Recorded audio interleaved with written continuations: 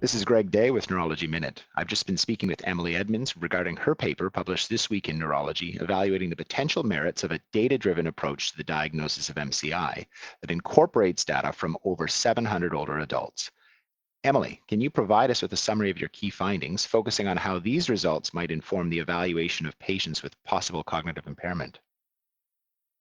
Absolutely. So, our previous work has shown that the typical methods used to diagnose mild cognitive impairment, or MCI, tend to rely heavily upon subjective report or clinical judgment, which has the potential to lead to errors or limit standardization. So, for this study, we looked at this large group of older adults and applied a data driven approach to classify individuals as cognitively normal or as having different types of MCI. And these classifications were based solely on participants' performance on objective neuropsychological testing.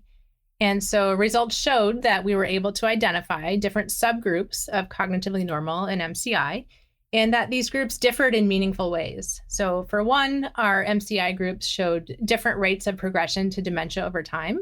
So, their cognitive performance at baseline was predictive of risk for later decline. And in a subset of our sample, our cognitive groups were also associated with differences in cerebral spinal fluid biomarkers of Alzheimer's disease, as well as differences in severity of Alzheimer's disease pathology in the brain for those who came to autopsy.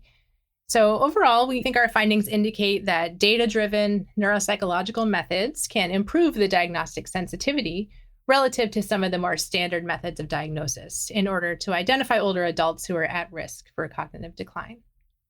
Thank you, Emily, for that excellent summary, and thank you for your continued contributions to the field. This is Greg Day for Neurology Minute. Thanks for listening.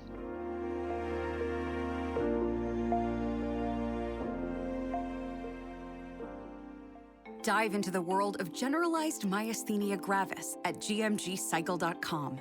Learn about the burden some patients endure and discover the neonatal Fc receptor, or FcRn. gmgcycle.com, brought to you by argenx.